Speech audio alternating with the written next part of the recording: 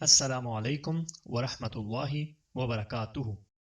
بسم اللہ الرحمن الرحیم۔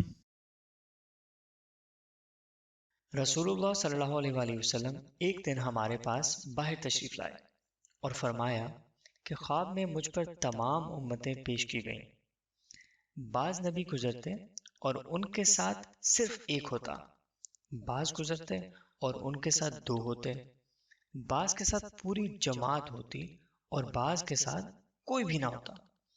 پھر میں نے ایک بڑی جماعت دیکھی جس سے آسمان کا کنارہ ڈھک گیا تھا۔ میں سمجھا کہ یہ میری ہی امت ہوگی، لیکن مجھ سے کہا گیا کہ یہ حضرت موسیٰ علیہ السلام اور ان کی امت کے لوگ ہیں۔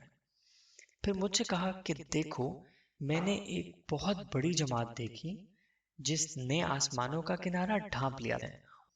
پھر مجھ سے کہا گیا کہ ادھر دیکھو، ادھر دیکھو۔ میں نے دیکھا کہ بہت سی جماعتیں ہیں جو تمام افق پر محیط تھیں۔ کہا گیا کہ یہ تمہاری امت ہے، اور اس میں سے 70,000 وہ لوگ ہوں گے جو بے حساب جنت میں داخل کیے جائیں گے۔ پھر صحابہ مختلف جگہوں میں اٹھ کر چلے گئے، اور آن حضرت صلی اللہ علیہ وآلہ وسلم نے اس کی وضاحت نہیں کی کہ یہ 70,000 کون لوگ ہوں گے۔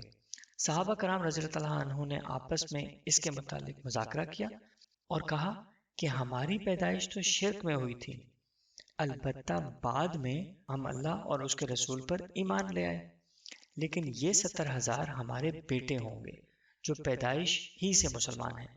جب رسول اللہ صلی اللہ علیہ وآلہ وسلم کو یہ بات پہنچی تو آپ نے فرمایا کہ یہ 70,000 وہ لوگ ہوں گے جو بدفعلی نہیں کرتے، نہ منتر سے جھاڑ پھونک کراتے ہیں اور نہ داغ لگاتے ہیں، بلکہ اپنے رب پر بھروسہ کرتے ہیں۔ یہ سن کر حضرت عکاشہ بن محسن رضی اللہ عنہ نے عرض کیا، یا رسول اللہ، کیا میں بھی ان میں سے ہوں؟ فرمایا کہ ہاں۔ ایک دوسرے صاحب حضرت سعد بن عبادہ رضی اللہ عنہ نے کھڑے ہو کر عرض کیا، میں بھی ان میں سے ہوں۔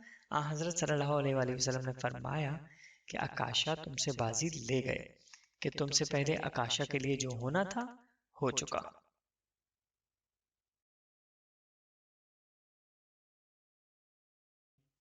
صحیح بخاری 5752۔